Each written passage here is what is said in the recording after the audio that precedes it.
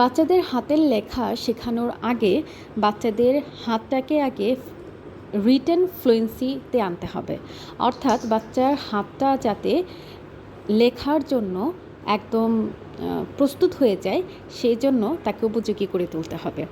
বিভিন্ন ধরনের অ্যাক্টিভিটির মাধ্যমে আমরা বাচ্চাদের হাতের যে ফ্লুয়েন্সি সেটা আনতে পারি। যেমন বিভিন্ন কিছু ধরা, বিভিন্ন জিনিস খেলা, অনেক কিছু হতে পারে। আমরা অনেকে বাচ্চাদেরকে ক্লে দিয়ে থাকি, তো ওই ক্লে দিয়ে বাচ্চারা খেলতে পারে।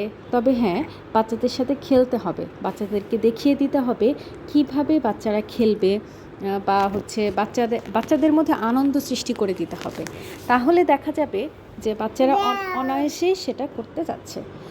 আমার বাচ্চাকে সাথে আমি খেলছিলাম এই প্লে-ডো দিয়ে, তো সে খুবই আনন্দ নিয়ে খেলছিল।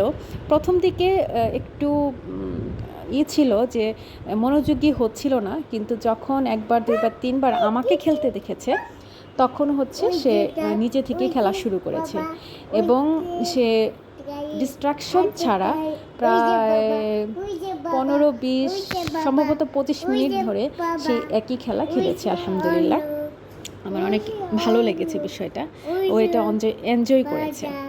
তো এইভাবে আমরা বিভিন্ন জিনিস দিয়ে বাচ্চার হাতের ফ্লুয়েন্সি আনতে পারি, বাচ্চাকে বিভিন্ন ধরনের অ্যাক্টিভিটি করিয়ে।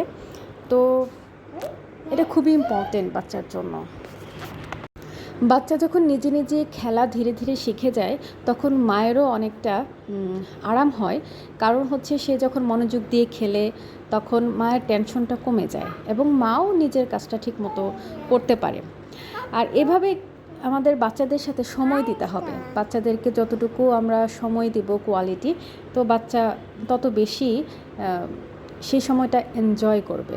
বাবা মা যত বেশি বাচ্চাদের সাথে সময় দেয়, বাচ্চারা তত বেশি এনজয় করে এবং আমরা ওদেরকে মোবাইল, টিভি এসব আসক্তি থেকে দূরে রাখতে পারি। আর বাচ্চারা যেহেতু অনুকরণ প্রিয়, আমরা ওদের সাথে এমন কিছু অ্যাক্টিভিটি করব যাতে করে বাচ্চা নতুন কিছু শিখতে পারে এবং আগ্রহী হয়ে শিখতে পারে। এটা অবশ্যই আমরা খেয়াল করব।